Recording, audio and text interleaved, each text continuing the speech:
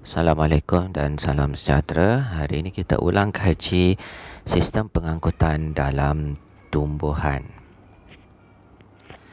Okey, yang pertama kita kena kenal transpirasi.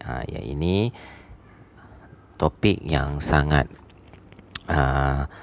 detail lah semasa kamu belajar biologi nanti.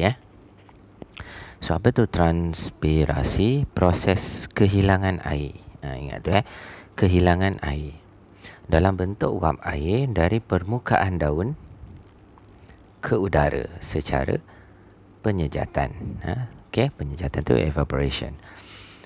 So proses kehilangan air keluar daripada tumbuh-tumbuhan dalam bentuk uap air lah, dari permukaan daun ke udara secara penyejatan. So kamu boleh lihat proses transpirasi itu berlaku.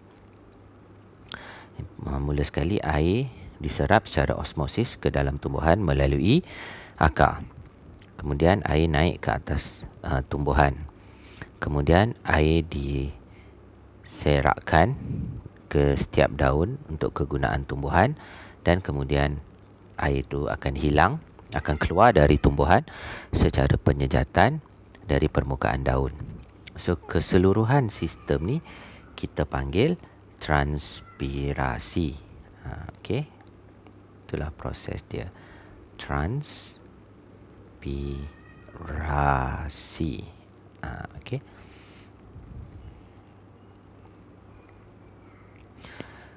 Seterusnya kita tengok keratan rentas daun. So inilah dia keratan rentas daun. So kita boleh nampak xylem di sini, phloem, sel mesofil palisad, stoma, epidermis bawah, sel mesofil berspan, kutikel yang bahagian atas tu, ni bahagian atas tu, dan juga epidermis atas. So pelembakan atau gutasi, proses kehilangan air daripada tumbuhan dalam bentuk cecair melalui hidatot yang sentiasa terbuka pada pinggir daun. Berlaku pada waktu malam atau ketika kelembapan udara yang tinggi.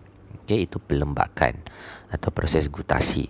Maksudnya, kalau transpirasi tadi air hilang dalam bentuk uap air, pelembakan atau gutasi pula air hilang dalam bentuk cecair. Dalam bahasa Melayu itu yang dipanggil air embun. Embun pagi air. Kalau pagi-pagi kamu kat bandar susah nak jumpa. Kalau kat kawasan hutan atau kampung, pagi-pagi kamu akan dapati daun tu berair. Kerana apa? Kerana inilah pelembakan atau gutasi, kehilangan air dalam bentuk cecair. Dan berlaku pada waktu malam dan dalam kelembapan udara yang tinggi. So gutasi ini bahasa Melayu sebut embun, air embun, embun pagi. Seterusnya fungsi stoma dalam transpirasi. Ini memang banyak kali kamu akan belajar lah. So ini dia liang stoma ketika terbuka, dan ini liang stoma ketika tertutup. So bukaan stoma juga menyebabkan tumbuhan kehilangan air secara transpirasi. Liang stoma yang tertutup untuk mengurangkan kehilangan air secara transpirasi. Maksud dia di sini, bila liang stoma terbuka, masa itulah air akan keluar lah dalam proses transpirasi. Bila liang stoma tertutup, air itu tak dapat keluar lah. Dia ada ketikanya lah.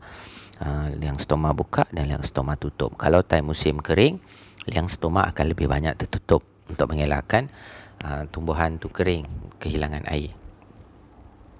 Kalau ketika musim hujan, liang stoma akan terbuka supaya air hilang lah. Sebab kalau air tu tak hilang, tumbuhan tu akan ada terlalu banyak air, dia juga boleh akan menyebabkan kesegahan yang tinggi, menyebabkan dia lagi ni lah pun mati juga. Dia tak boleh banyak air, dia tak boleh kurang air tu tumbuhan. Seterusnya kita tengok kadar transpirasi. Kadar transpirasi dipengaruhi oleh bilangan stoma. Tu yang pertama lah yang kamu kena ingat. Yang kedua, dia ada dipengaruhi oleh disebabkan suhu. Maksudnya semakin tinggi suhu, semakin tinggilah kadar kadar mempengaruhi transpirasi, itulah lagi tinggilah kadar dia. Kelembapan udara bila rendah, dia akan mempengaruhilah kadar transpirasi. Pergerakan udara, kelembapan udara, kemudian pergerakan udara dan keamatan cahaya. Okey. Ingat balik Okey, seterusnya kamu akan belajar tentang dua struktur yang sangat penting, iaitu xylem dan phloem. Okey. Ini nanti masa tingkatan 4 pun kamu akan belajar secara detail lah. Okey, yang pertama keratan rentas batang. Okey, bila nampak bulat macam ni, ini adalah keratan rentas batang. Okey. So, kamu kena ingat phloem di bahagian luar tu, xylem di bahagian dalam iaitu biru, phloem di bahagian luar iaitu merah. Okey. So phloem dan xylem ni adalah berkas vaskular. Okey. So yang kedua, keratan rentas akar. Keratan rentas akar dia ada ni. Dia ada benda ni. So bila dalam peperiksaan kamu nampak dia ada benda ni, itu keratan rentas akar. Kalau bulat sahaja, keratan rentas batang. So keratan rentas akar, phloem yang bintik-bintik tu, xylem yang besar warna biru. Okey. Tips dia, xylem belah dalam. Ni kan belah dalam. Yang warna biru ni kan dekat dalam. Yang ni pun dekat dalam kan. Okey. Phloem dia belah luar. Ni kan belah luar. Yang ni pun belah luar, yang merah. Okey. So itulah dia punya keratan rentas. Yang kedua, keratan rentas daun. Seterusnya keratan rentas daun. Phloem di bahagian bawah, xylem di bahagian atas. Okey, ingat yang itulah. Okey. So dah ada beri penerangan lain. Sukrosa bergerak dari daun ke bahagian lain tumbuhan. Air dan garam mineral diserap oleh akar. Ini penerangan yang anak panah ni lah. Nanti kamu akan belajar detail masa tingkatan 4. Okey. So apa fungsi xylem? Okey, mengangkut air dan garam mineral terlarut dari akar ke batang. Okey. So xylem angkut air, garam mineral dari akar ke batang lah. Maknanya dari bawah ke atas. Phloem pula mengangkut sukrosa, gula yang terhasil dari daun melalui proses fotosintesis dari bahagian lain ke bahagian lain tumbuhan. So phloem ni adalah pengangkutan makanan yang terhasil daripada fotosintesis. So dia dari atas ke bawah pula, daripada daun ke bahagian lain tumbuhan lah, ke batang, ke bahagian-bahagian lain yang diperlukan lah. Okey. So berkas vaskular yang terdiri pada phloem dan xylem tu adalah kumpulan salur yang mengandungi xylem dan phloem. Okey.